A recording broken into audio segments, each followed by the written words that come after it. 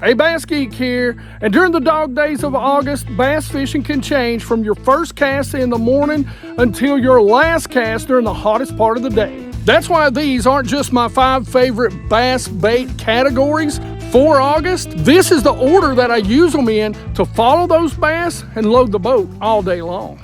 First, I love to start shallow in the morning during the lowest light of the day. That allows me to cover the bank fast with baits like a buzzbait. And when the light is low, you really are dependent on that sound for these buzzbaits to get bit. So one thing that you want to make sure you do is you have some sort of blade that's big enough to keep that bait up on top of the water and moving really slow, like this 3-blade bait from Strike King, the Buzz King. Now, I don't care as much about the blade or the head color in the morning, but one thing during low light I will tell you, I'll change this, which is a menace crawl, to a black so that it gets a better silhouette on that dark sky. If they want a bigger bite, well, this is it right here. This is the Big Daddy's Hair Buzz, and the great thing about this, you can make it silent or you can bend this down to hit this head and get an incredible clack out of it. A lot of times I'm not even going to put a trailer on this, I'm just going to run it with that hair. And in the mornings when it's bright, I'm definitely going with that black.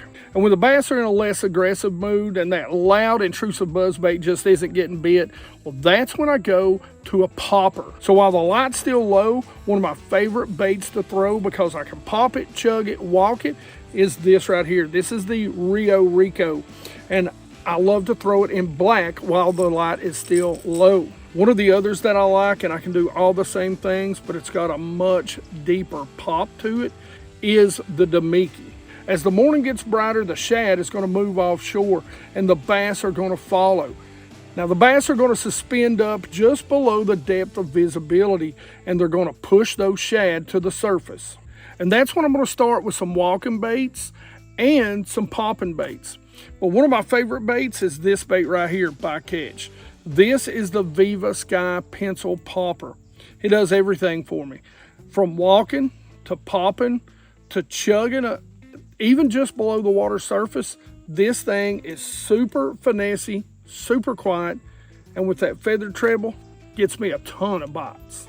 Let me give you a bonus tip about this. Make sure you tie a loop knot.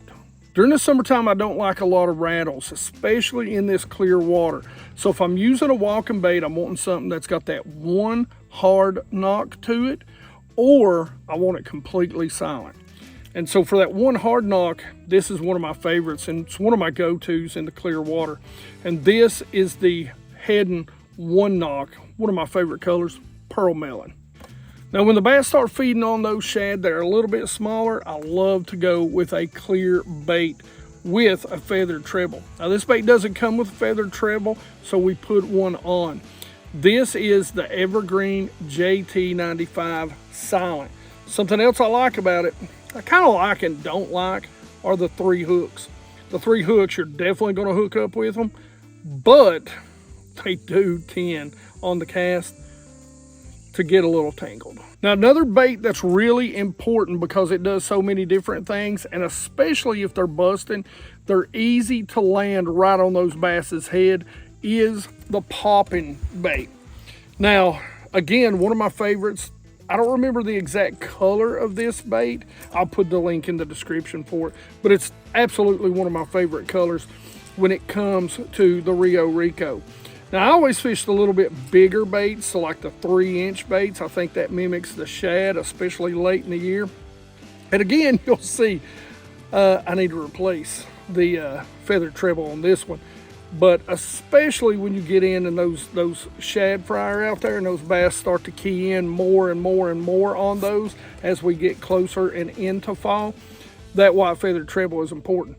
Now, because of the clear water that I fish, a lot of times I like to go with these translucent colors too. And this one, as you can tell, this one has been a long time favorite of mine. Next up, I really got to basically give Booyah some hell over this, because they've still got the 2-inch version of this bait. This is the 3, I think a little over 3-inch version, which they got rid of. The 2-inch version is good. It's hard to cast, And I just think this is a little bit bigger, and you're just going to get some better bites on it. You're going to be able to cast it farther. Just a little bigger profile. I like the 2-inch. I've got a bunch of them. I just don't never use them. I don't think they work nearly as well when you're targeting tournament size bass. They're great for bank and creek stuff, but I just don't do that a whole lot. Now, so unfortunately, they don't make this, but this is something that I really do love. Give the two and whatever inch a try. But the prank, I've still got a bunch of these, and again, you'll notice this is a translucent. I think this is called Moon Phase. Got that little bit of black back on the back there. And the great thing about this is it's not a bait that you're going to walk. It's a bait that you're going to spit, maybe bloop, and then it's something you're going to pull, and it's just going to really have a wide kicking action just below the surface. So it's something very different than the bass have seen. You know, yet at iCast, Booyah comes out with another walker bait. Okay, whatever. This is a great bait. As we get a little bit later in the morning and the bass stop committing to those topwater baits, they haven't left or stopped feeding. And that's when I bring out my second group of baits. And that's bigger, soft swim baits. So when it comes to throwing bigger, soft plastic swim baits, you really want to go a little bit above matching the hatch. I think that little bit bigger swim bait a lot of times will trigger a reaction strike out of those bass. It's just so big, they just can't stand not to eat that big, fat, juicy steak. Now that can be relative depending on where you're at. Like today, most of the bass are feeding on shad that are probably 2 inches or less long. So I could actually get away with something just like this. This is the Blip Minnow from NetBait. And this is a 4-inch bait. So I could get away with this bait relatively easily because it's a little bit bigger than those shad these bass are feeding on. In this clear water, especially because there are some gizzard shad in here, there's not a lot, but something that I love to throw, and I think this mimics a gizzard shad, about the size of the gizzard shad that's in here. This is from Bass Munitions, and this is a ghost shad. So this clear water, they make it in a ton of different colors, but in this clear water, it's great. And one of the best heads on the market, and by the way, I'm going to kind of give a little bit to a small bait maker who's been ripped off pretty much by Megabass. They come out with a head just like this, and as always, the weight is actually pushed down here. If you go back over 10 years ago, I've been talking about this head and catching fish on this head. And Megabass has just come out with them. And trust me, they make them in big, big heads, all the way up to 10/0 and an 1 ounce and 3/8 heads. So you can talk about how big they are. You can be a Megabass fanboy. And I love Megabass. Listen, I fish a lot of stuff. But trust me, the ledge head was first. So over the years, ledge fishing and fishing clear lakes out there deep, something that I've learned, a trick that I've learned, is a lot of times throw that bigger swim bait, that 5, 6, 7-inch swim bait in. And if you're getting followers, you're not getting takers, or maybe they're just nipping at it, come right back with a underspin. And come back with an underspin where the bait is about half the size of the bait or the swim bait that you're throwing. And make sure your blade is adjusted to about half that size too. Now this is the ledge head, and again, this is a Bass Munitions little, I think like a 3.5-inch swimmer. It's got some real good girth to it. Geeks, take a drink. Now another underspin that I'm a big fan of, I believe this is called the Tactical Underspin by Dirty Jigs. Now you'll notice almost every single underspin that I use, it's going to have a wire coming out. And the reason why I like that is because you can bend it down some, and that will allow you to put a more girthy, again, take a drink, geeks, swim bait on this head, and the blade isn't going to beat up against the belly. As the sun gets higher, those suspended bass will often pull tighter to offshore structure. Instead of chasing that bait through the water column, a lot of times they're going to set up on those points, ledges, road beds, and those hard bottom transitions. And that's when you need to force a reaction strike. And coming in at number 3 is going to be a crankbait. So depending on where you're at, deep is going to be relative. One of my favorite and a great place to start as far as crankbaits is the Strike King XD series. So whether it be the 3XD, the 5XD, the 6XD, the 8XD, or even the 10XD. So a crankbait helps me cover that offshore structure fast and catch the most aggressive bass in the school. But once I've located those fish and they've stopped really reacting to that crankbait, that's when I slow down and I pull out number 4, the big worms. Now you can rig a big worm a lot of different ways, especially this one right here from Exxon, the MB Fat Finesse Worm. You can Carolina rig, you can mag shaky head, you can Nico rig, you can do a lot of things with a straight tail worm. And there's a lot of good ones out on the market that I like. But this is probably one of my go-tos. You can even just Texas rig this thing out there deep and drag it along. The other worm that I like to use a lot, especially on a Carolina rig, especially around standing timber Texas rig, or around timber or brush piles, and that's a big 10, 11, 12-inch ribbon tail worm. It just gives off so much more action. Now again, just like the Exxon makes a version of the ribbon tail that I'm a huge fan of, but there's a ton of different great ones. You know, everything from the old monster from Zoom to, well, I don't think there's a company out there that doesn't make a big ribbon tail. And that, like I said, is number 4. Slow down, drag a worm, a lot of different rigs that's going to get you bit. Once we get to the hottest part of the day, that is when I go back to the banks. That bright sun pushes those bass to the deepest, darkest cover that they can find. And that brings me to number 5, flipping and pitching.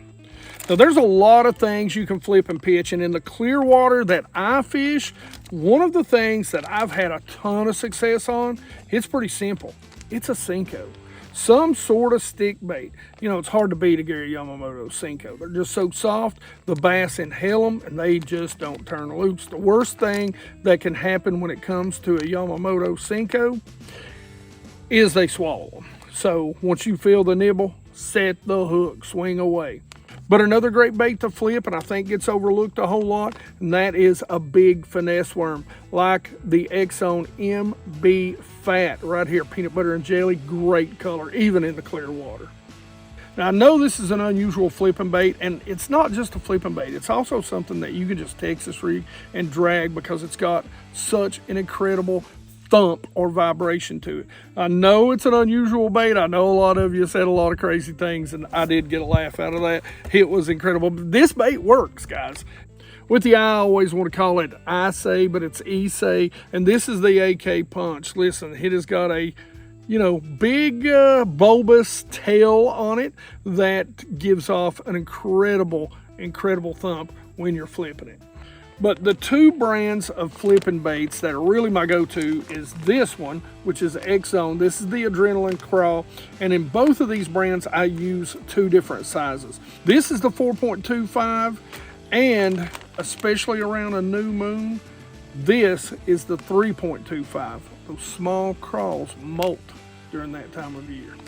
And I'm telling you, geeks, there's probably not a bait out on the market that has a better small bluegill profile than these right here. And again, I'll use 2 different sizes. This is the 4-inch and this is the 3-inch.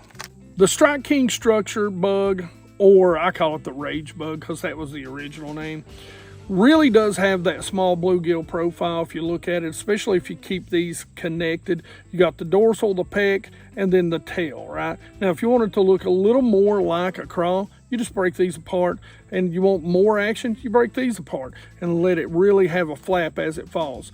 But during the hot summer, I just kind of keep it all connected, even put me a little bit of chartreuse right there on the tail and flip it into the heaviest of cover. So no matter where you're at in the country, this is a system that will work for you. Now, sure, you might have to make some adjustments. Open water or out deep might be a deep grass line or a deep pad line, something like that. And it may not even be that deep. It may be like 5, 6, 7 feet deep, but that's okay. That's deep in your neck of the woods. To find some more of this flipping stuff, you may have to run way up the river or the creeks.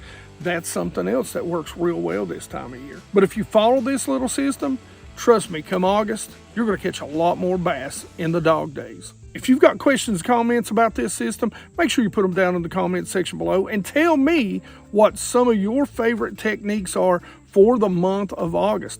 Hey, tell me if you night fish or tell me if you prefer to day fish down in the comment section below. I'd like to hear that too. But if you want to check out a really great video on fishing big underspins, then make sure you go check out this video right here. Otherwise, questions, comments in the comment section below. Like it if you like it. Don't forget to subscribe. Make sure you ring the bell so you'll be part of the 100% Watch Squad. Hey, we appreciate you geeks. Views are down across YouTube, not just for the fishing world, but for everybody. So we really do appreciate and need you. And you geeks rock.